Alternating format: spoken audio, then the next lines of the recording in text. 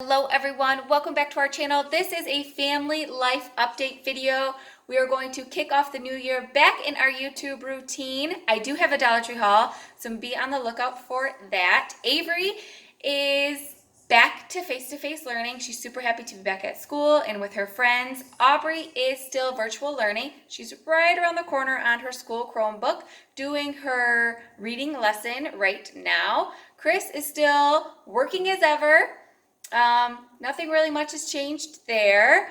And we had a great holiday season. As you can see, I still have my Santa sleigh up there.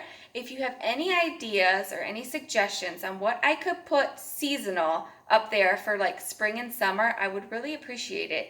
This bumps out and then this bumps out too. And I have the decorative bulbs up there. So that's what that looks like. So that is, if you have any ideas on what I could put up there for spring and summer, I would appreciate it.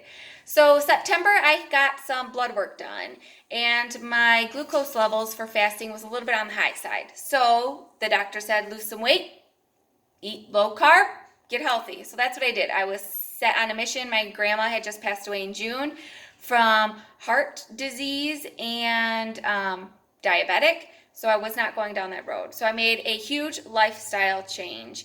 I started losing some weight, started getting my blood sugar under control. Everything was rocking and rolling.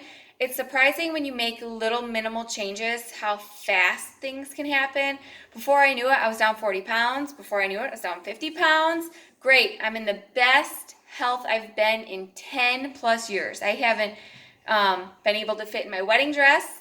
It was 10 years old until now.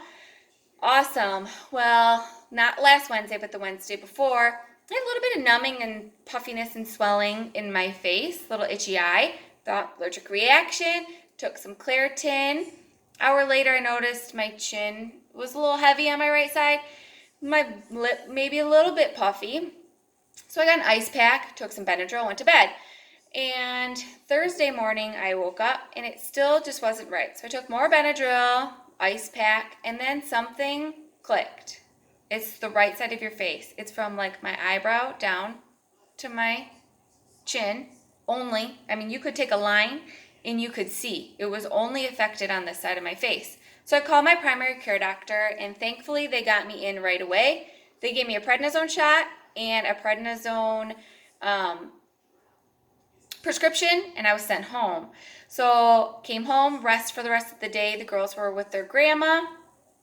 Got up the next morning, picked up the girls, and on my way home, the left side of my arm. This shooting pain, it didn't last very long, but it was enough to be like, oh. And then this like sensation over my whole body. I just instantly did not feel well. Not like pukey, didn't feel well. I just did not feel well. So we got home, safe and sound.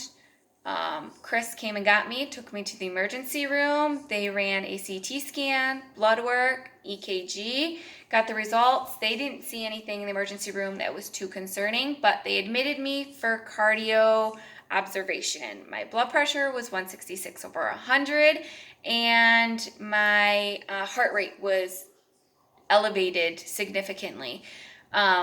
So I was then admitted Friday night about 8 o'clock onto the cardio observation floor, which I stayed Friday night, Saturday night, Sunday night. I was finally released Monday after I was cleared by the neurologist and the cardiologist.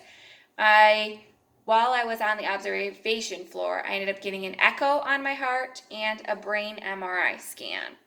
So when you're in there, you ask questions like, am I going to be okay? What is wrong?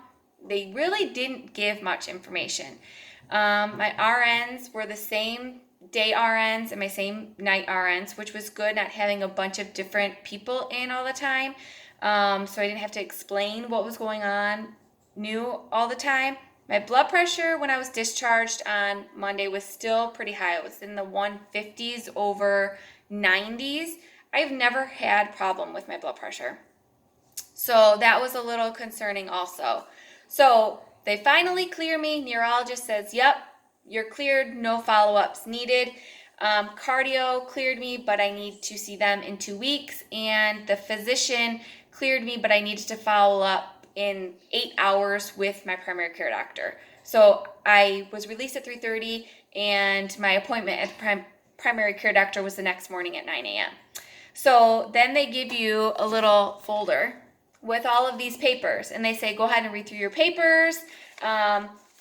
Nothing to be too concerned about, but, and then they give you this, and it tells you what your diagnosis was. But when you're inside, they don't say, this is what's going on, this is what we're treating you for, just you're on observation. Oh, and when I was in there on observation, I was on a heart monitor the whole time. So I had stickers all over, and then this little heart monitor looked like a Game Boy back in the day. They had all the cords in my little pocket. So when I was discharged, I got a paper saying that it was TIA, which is a stroke when blood flow to the brain is suddenly blocked, usually by a blood clot or by plaque. So it only lasts a few minutes to hours, and it does not cause lasting damage.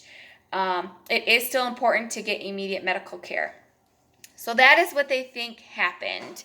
I seen my primary care doctor the day after I was discharged, and then that was last Tuesday. So then yesterday, Monday, Martin Luther King Day, I had a week follow-up, and my blood pressure is finally back to normal on Monday.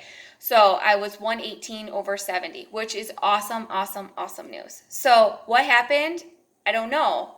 From the paperwork, I guess I had a mini stroke. I'm 33. I'm down 60 pounds. I'm in the best health I've been in years. Never would I have ever thought that anything like that could have happened to me, especially being 33 years old. I was probably the youngest person on that cardio floor because you hear everything in all the rooms.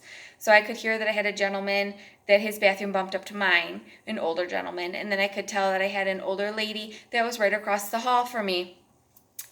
So it was extremely scary. Family pulled together to take care of the girls. Chris was a huge super help.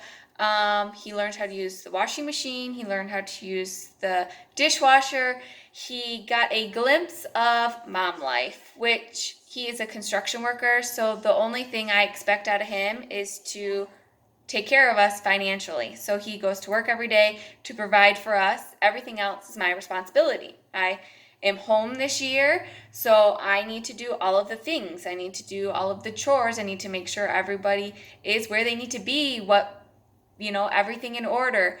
So it was a huge eye-opener for him to realize, okay, a stay-at-home mom does the laundry, the dishes, okay, but doesn't realize you do the laundry how many times a day? You sweep the floor how many times a day? So that's good for our relationship too, to realize how much more goes into everything. So he was a huge help. I thank God that I had him. The girls had my mom and him, to go back and forth and such. So that is what's going on. Today is Tuesday, and it was my first day back at it. So we went to the Dollar Tree. We took Avery to school, and we picked up our Walmart groceries from the Walmart grocery pickup. I do have a cardio appointment on next Tuesday, and then I see my primary care doctor again on February 9th. So they are being good at follow-up appointments, I guess, to get a paper trail to see, hopefully this never happens again, and hopefully it is done and gone with, and we can live a long and live a long, happy, and healthy life. So that is our life update. I hope everybody is staying safe and healthy, and I will see you in the next video. Bye-bye.